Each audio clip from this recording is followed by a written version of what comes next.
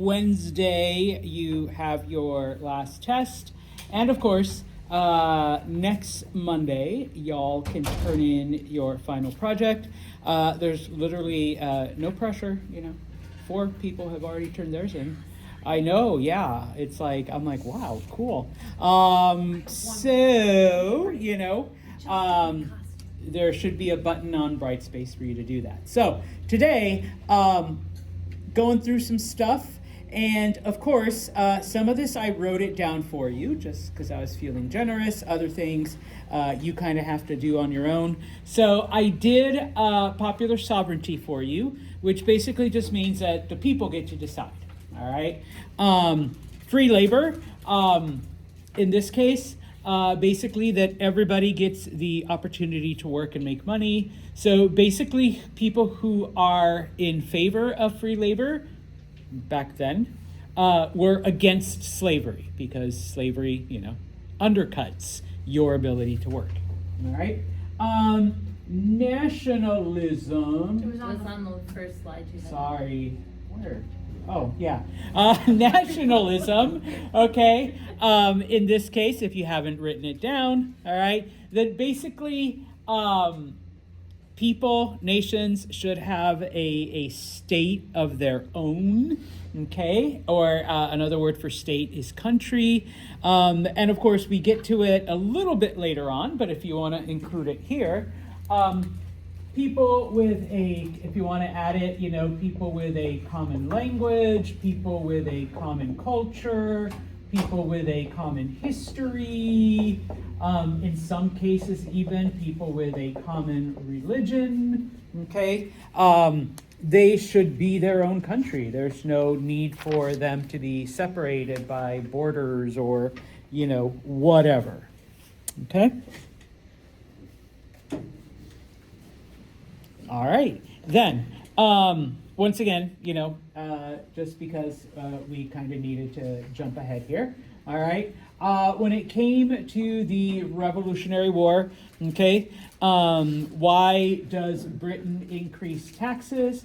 Well, it has to do with the French and Indian War, okay? In this case, the 7 Years' War. In order to, pay, wars cost money, so in order to pay for the war, were the colonists willing to do it? Yes, okay? They were, but under the condition that they had representation in Parliament. Okay, so yes, most colonists don't mind paying, but they want a voice in Parliament. And so I have that there for you. That's where we get the phrase, no taxation without representation. Okay, and of course, remember, can't get into all of the details. All right, but it was the French who helped the U.S. become independent, all right, providing weapons, providing soldiers, providing, pardon my French, a shit ton of money, which is one of the indirect causes of the French Revolution. They practically bankrupt themselves, okay? America's first government. All you need to know is that it was a loose confederation of states, okay? The government had no real power. It was the states that controlled everything. All right? So, what ends up happening is, they try to give the government a little bit more power, realize that, hey, this is not going to work. So, Constitution gets written, okay?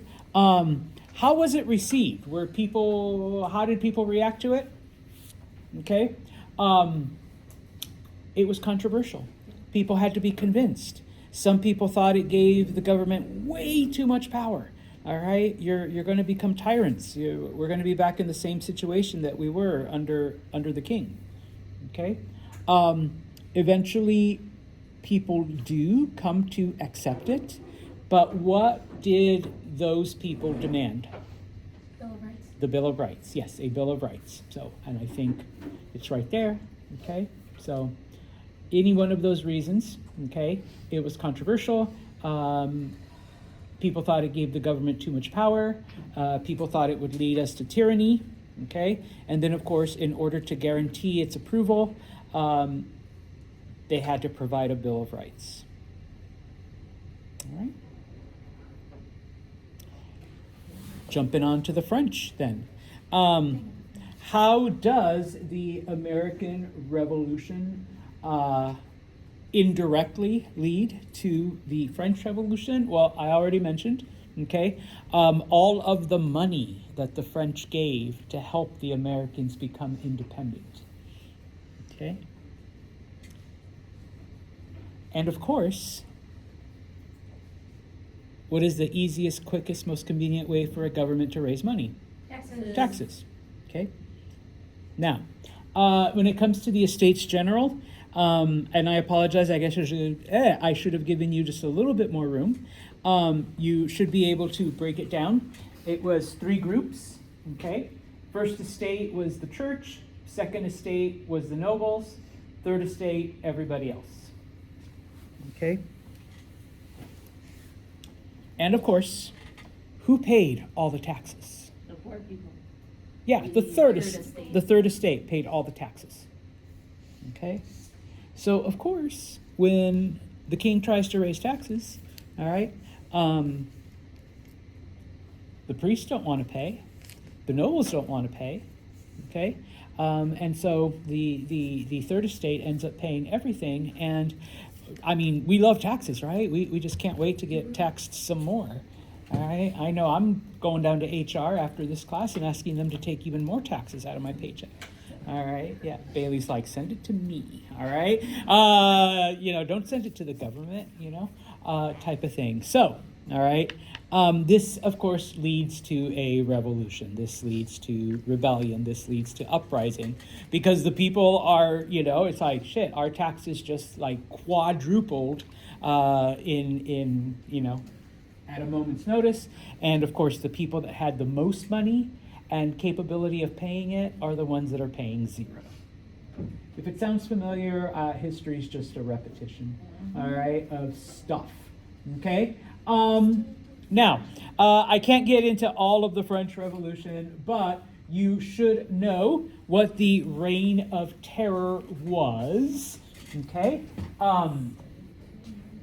Over 40,000 people are killed, okay? Including, king and queen, okay?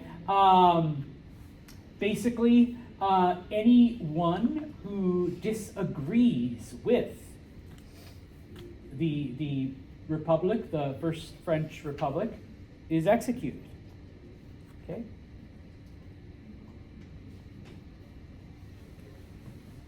So, any dissension, you get put to death. Oh, how did they kill you?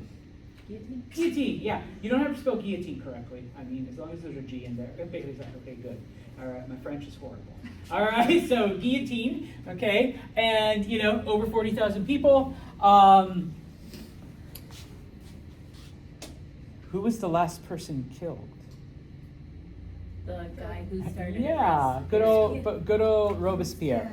Because at the end, they're like, gee, Max, why were you so anxious to kill all the people? All right, what are you hiding? All right, well, then they killed him for whatever he may have been hiding. All right. Once again, okay, I give this to you because it's a lot to write down, but you should know who comes to power at the end of the French Revolution, and that is Napoleon. At first, he is strictly a consul, but then eventually he does proclaim himself emperor, okay? And of course, despite all of this, okay, Napoleon actually does some good stuff, okay? And I am going to ask you, what some of that was. Free education, he reformed the legal code, he reformed the tax code so that, the wealthy were paying their fair share and it wasn't all on the third estate.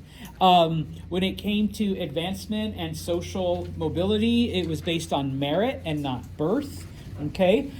Especially when it came to the military, okay? His biggest mistake militarily. Russia. Yes, he invaded Russia. Okay, Hitler didn't learn from him either. All right, because Hitler also did the same thing. All right, invading Russia, always a bad idea. Okay. Now Russia invading other people. Yes. All right. It's still a bad idea to invade them. And of course, you should know where the last battle was, and that is Waterloo. Okay? And yes, if you want to sing ABBA, go ahead. All right?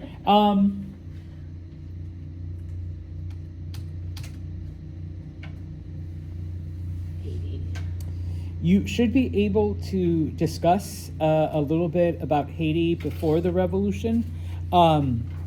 Predominantly slaves, white minority, okay? The wealthiest, most successful, most prosperous, use any word you want, all right? Sugar colony, all right? Produced more sugar than all of the other colonies combined.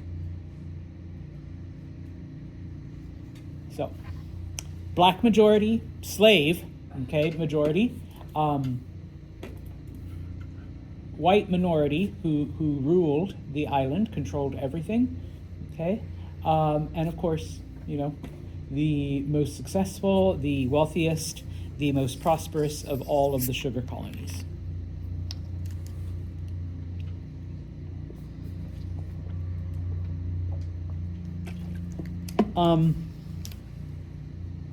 When the French tried to stop them and get Haiti back, what actually kills more French soldiers than actual combat? Malaria. Yes, malaria. Yes, I got that one right. All right. Mosquitoes. Where are we? Here we go. Okay. Oh, if you want to say yellow fever, that was another one, but it was predominantly malaria. But both of them are transmitted by what? Mosquitoes. Mosquitoes. Yeah, you get bitten by an infected mosquito, you die. All right. Or at least you get very sick. I've known some malaria survivors, but that's in modern times. You know, you have medicine and stuff. They Okay. didn't have that back then. Some of the effects of Haitian independence,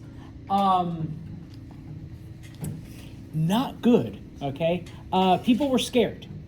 Okay, people were scared because if a group of slaves on an island could overthrow a European power, what could our slaves possibly do? Overthrow. Yeah, the same thing. Okay, number one. All right.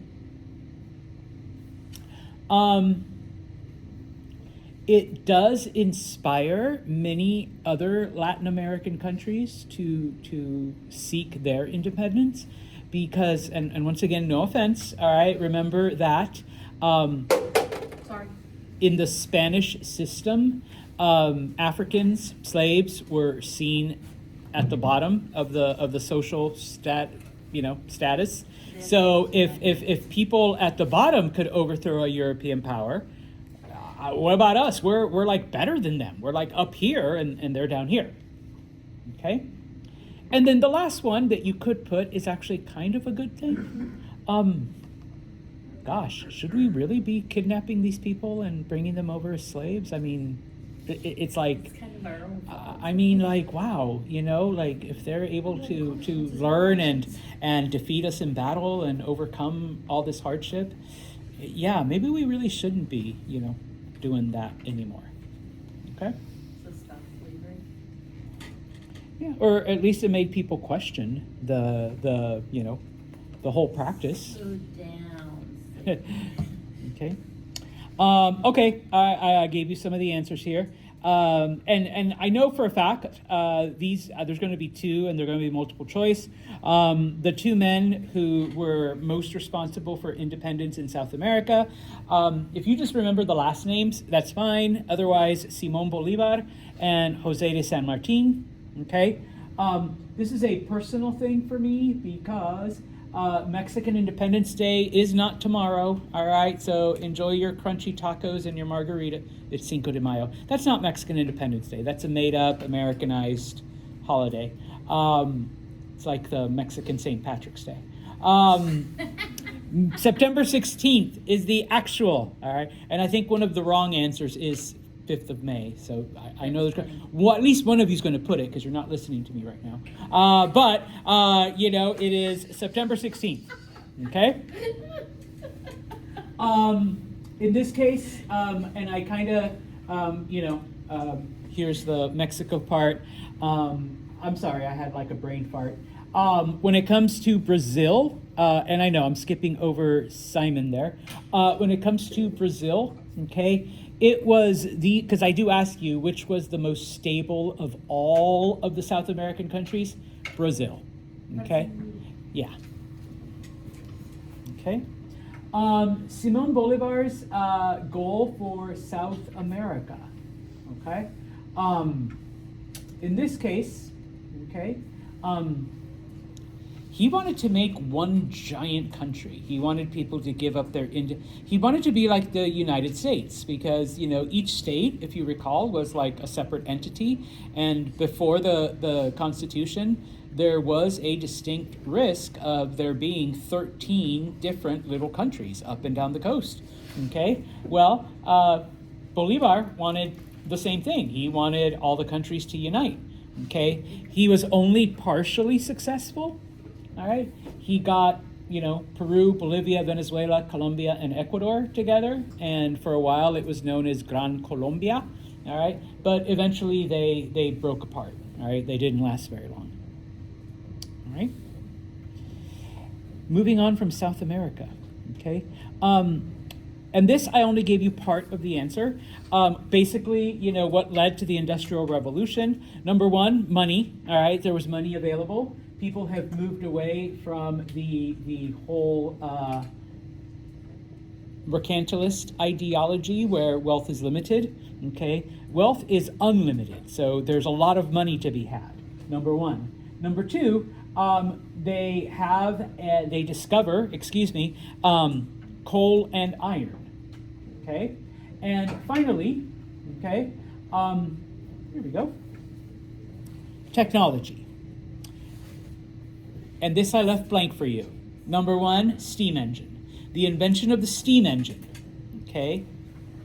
Number one, it helps with transportation. Okay, boats and trains are now powered by steam. But then eventually the machines that make things are powered by steam engines. Okay, so it's not human power, it's steam power that's powering all of the factories. Okay, number one. Number two, you need raw material. The raw material that everybody wanted was cotton. Okay, so the invention of the cotton gin helped speed up the production of cotton. And finally, interchangeable parts. Okay. Yeah. You create, you know, different parts, and then the person at the end puts them all together, and that instead of making like and because the first thing they made with it was guns. Instead of making like a whole gun and a whole gun and a whole gun, all right? Yes, each factory produced a different part, and then at the end you had people assemble them, all right? And that produced them faster, okay? And so you could produce more and more weapons a lot quicker, but at the other end, if your gun broke down, you could just exchange the part with a new part, as opposed to having to completely like scuttle the entire thing. Okay, so bless you. Be able to know what brought about the Industrial Revolution. So there's money, there's coal, there's iron, and then of course there's technology. Know the technology: steam engine, cotton gin, and interchangeable parts. Okay. Do we have to know what it did, or do we No. just have to know? You need Just to know have what it the was. three. Okay. Okay. Oh, sorry. Go on. Oh, If you want to draw pictures, you can, but you know, please don't. All right. Now, how does life change? Well, you can give me any one of these. Okay. Number one, yes, you're stuck inside a factory. Okay. Before, you lived on a farm, you lived in the country, you breathed fresh air. Breathed, yes, fresh air. You know, you got a tan, I don't know, vitamin D, all of that good stuff. Now you are inside of a factory. You are, you know, cut off from the sunlight. All right. There's all kinds of chemicals that you're breathing in. And of course, all of the waste products are being dumped into the water that you drink, okay? Because the factories were in cities, you are living in overcrowded housing. You're living in areas where there's no running water, there's no garbage disposal, there's no sewers because the cities weren't made for that yet. Okay, and finally, it just threw off, and I mean, most of us still go through this even today. It throws off your natural biology, all right? Your body's regulated by the sun and by the climate and the environment. Now, it's the clock, it's the watch, it's the time. You're told when you come in, you're told when you can leave, you're told when you can use the bathroom and take your lunch break. Okay, so people are like, yeah, shit, Santos, you're right. My manager sucks. Yes, your manager does suck. All right, Bailey's like, yeah. Yeah. Okay, we got to find out where Bailey's working and go. And And don't take that. Where do you work, Bailey? Oh, Yeah, we're fine. okay. I was gonna say, where is it? Where is it? Let's go. No, okay. Are you one of the people outside in the winter taking orders? No, we don't have a drive-through one way. Okay. Because those people are like, oh, okay, go. Anyways, and of course, are you making all? No, you're not making any money. And of course, most of these, whereas before, you were stimulated, you learned a skill, you did whatever. Now it's like, put slot A into hole B, and put ketchup on the chicken sandwich or whatever. Like, you're not doing anything. It's mind numbing. Okay, it's repetitive. Okay. I'm going to ask you what the restoration period was, and that is the time after the fall of Napoleon, okay, until 1848, all right? And that leads us to, oh, no, it's the same one, sorry, okay? I thought I was different, okay? No, it is. Here we go. No, where are you? Here we go. Okay, restoration period. There we go. Okay, yeah, sorry, I had to pull it up here. Okay, now you should know then some of the beliefs. The conservatives wanted to go back, okay, to the way it was before the revolution. Okay. Yes, thank you. The liberals, they were okay with bringing back like the kings and all of those people, but they also wanted to keep some of the changes that Napoleon made. All right, because the reformation of taxes, that's actually a good thing. The free education, that's also a good thing. All right. Promotion based on merit, I mean that's a good thing. Okay. The radicals wanted to go even further, okay? And if you want to say they're the ones that promoted the ideals of nationalism and socialism, and I guess it's evil brother communism, or it's a violent brother. It's not evil. It is evil to a certain degree, but it's more violent. Okay, it's violent brother communism. Okay, now I thought I was asking over here what nationalism is, but we already have it. But how does nationalism survive for so many years? Okay. Oh, and here's like the further definition. Okay, so if you want to, but I did give it to you over here. But basically that if you share history, if you share language, if you share whatever, popular sovereignty, of course. Okay, but how does nationalism survive the whole ideal? Well, number one, okay, it didn't matter where these people were. They had cultural programs to teach their children. I know we live in Russia, or I know we live in the Austrian Empire or in the German Empire, but we're Polish, so, you know, they taught them Polish culture, they cooked Polish food. They had language programs, so they preserved the Polish language, and, you know, because Poland doesn't become its own country until after World War I. So, you know, preserve the language, preserve the culture, okay? Bless you. Amongst certain German groups, amongst the Italians, and amongst the Hungarians, okay, they were a little bit more violent. And so there were secret societies that were planning and were stockpiling money and weapons for the future, okay? We're not going to get it today, but at some point there will be a violent revolution, and we have to make sure that our children and our grandchildren are ready, okay? So collect and hide away weapons, collect and hide away money, and you know, keep that ready to go. Keep those secret societies you know, alive, so that, you know, when the time comes, we're good to go. Almost there, okay? Scientific socialism, okay?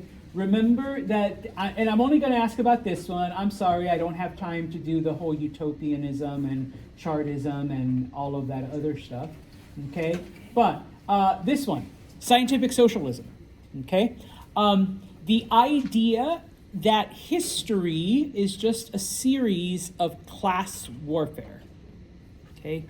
I know, yeah, maybe Santos taught you that the Persians came in and overthrew the Babylonians. No, that wasn't it.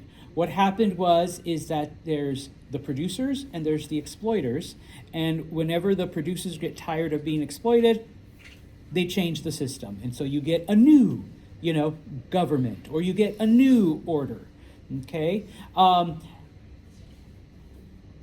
It wasn't that the Persians got conquered by Alexander, it's that the Persians finally got tired of being exploited, so they overthrew the government, and in comes the Greeks. And for a while, the Greeks are okay, but then class warfare again. And so the producers and the exploiters go at it again, and boom, it's Rome, all right, type of thing.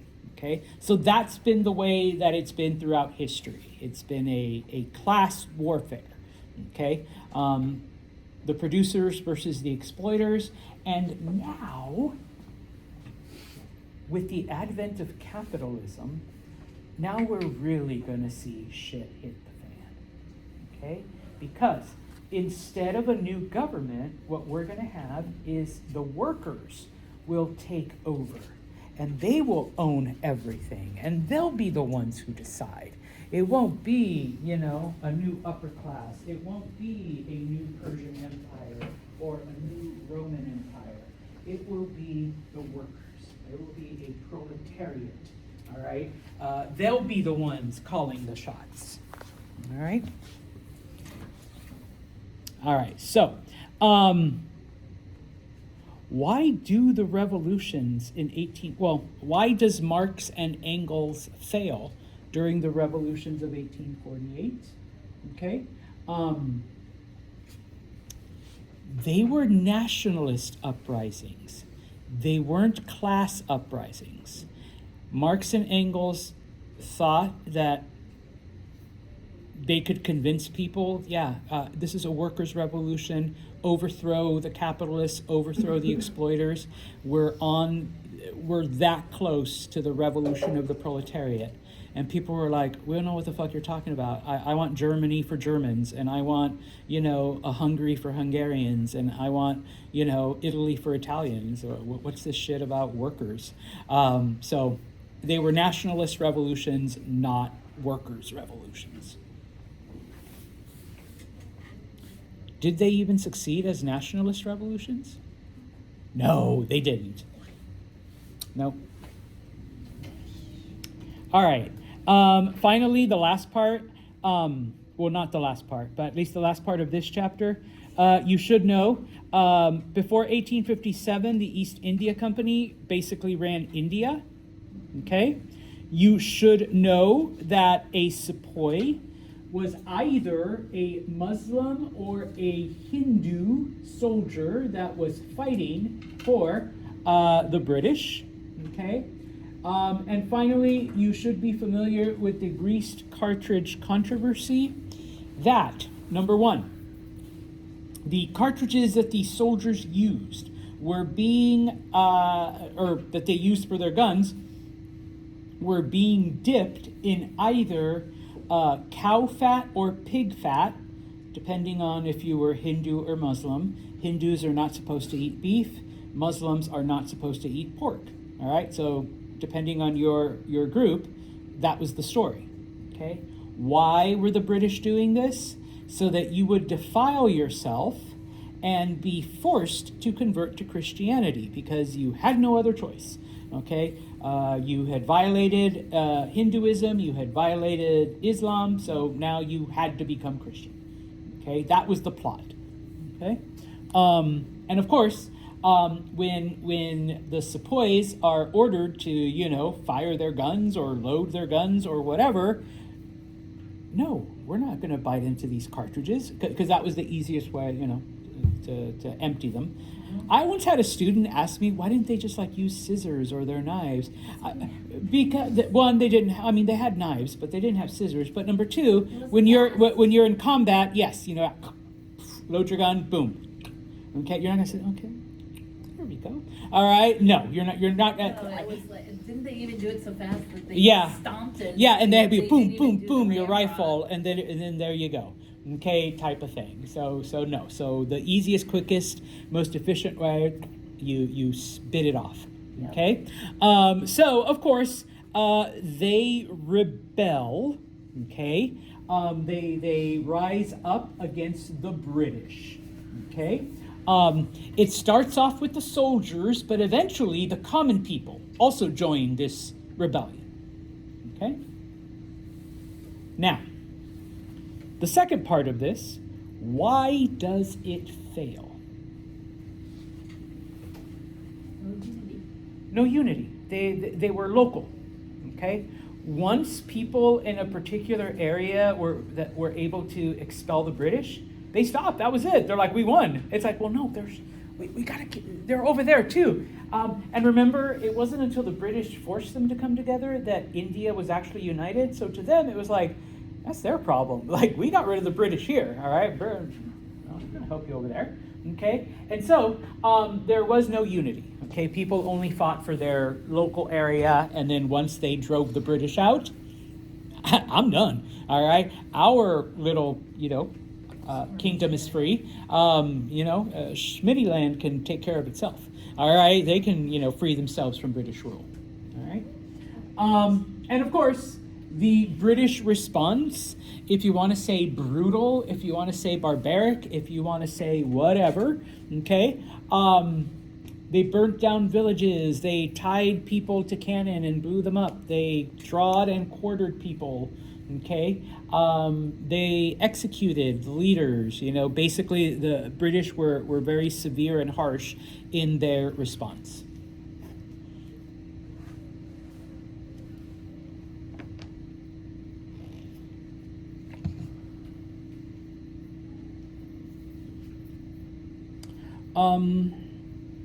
Moving on to the last bit about German and Italian unification.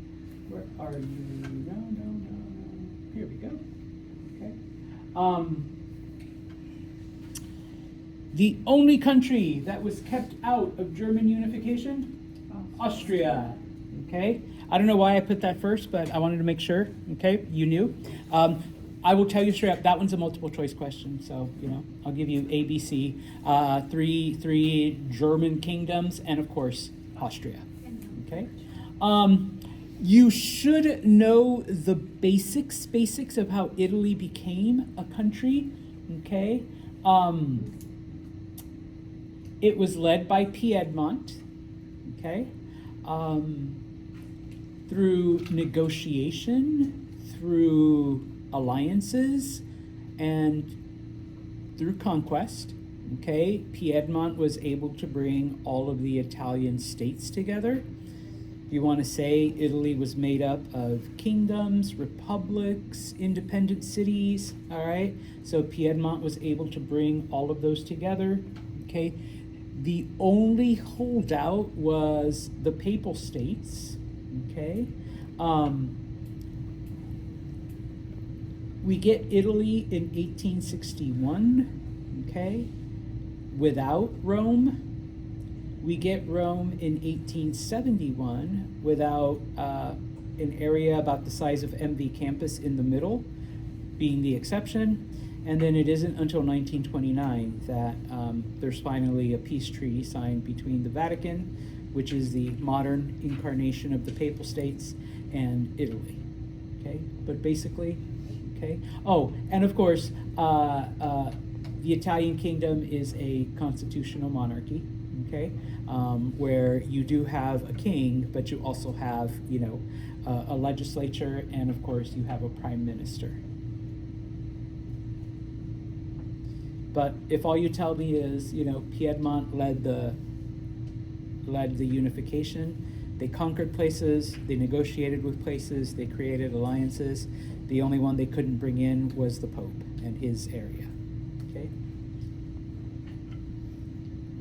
And you should know 1861 Italy, 1871 Rome, and it isn't complete until 1929.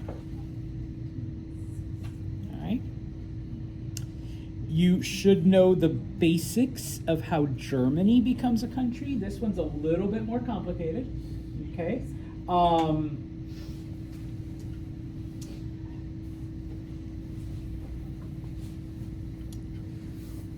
The Germans, the Prussians are able to, number one, I guess I should go back one slide. They are able to isolate Austria. Okay, so Austria's out, keep away from them, they're toxic, all right? And so all of the other German states basically, you know, kind of come together under the control of Prussia. I almost said Austria, okay? Prussia and Austria fight a war so that Austria is really, you know, shoved aside. Then the Prussians trick the French into invading them, okay? If you want to say they rage bait the French, that's what they did, okay? So that the French attacked, all right, number one. Number two, the Prussians then convince the other Germans that if we don't unite, the French are going to pick us off one by one, okay? So we need to come together and unite all of us Germans against the French, okay? They do that, and they succeed. The French lose the war, okay? And then, of course, the Prussians say, we can never be put in that position again. So in order to avoid it, let's just make this a permanent alliance. Let's just keep us together, like from here on out. And so,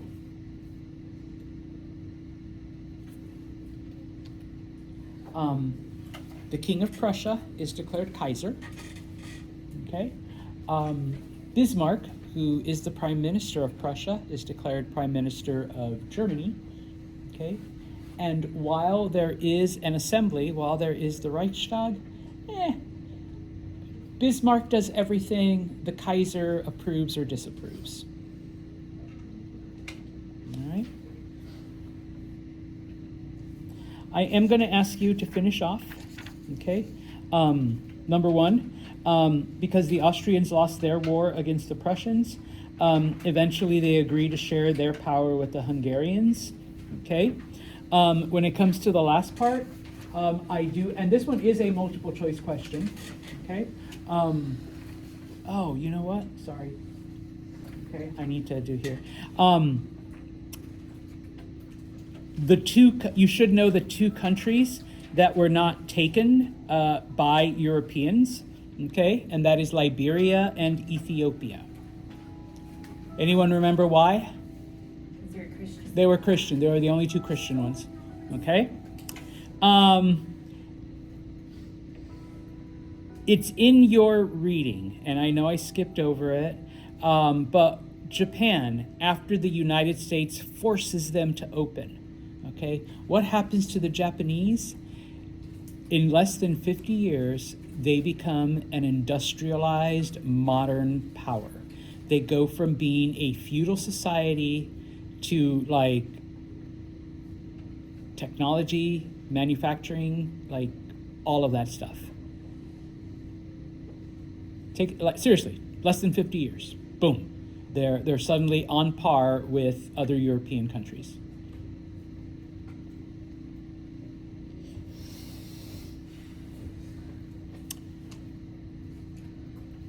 How does the French monarchy end? Okay. Well, the war with Germany, or the war with Prussia, I guess. Okay. Napoleon III was emperor, and he is overthrown. He is defeated by the Prussians.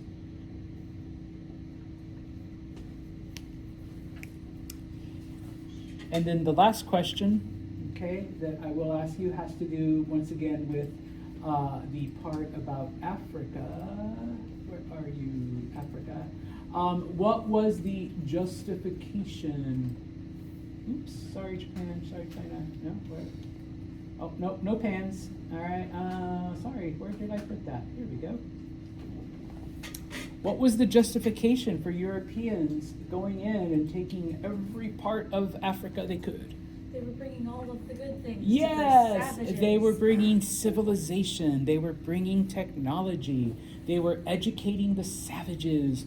They were bringing religion. They were bringing order. They were bringing hygiene. It was the white man's burden. Okay,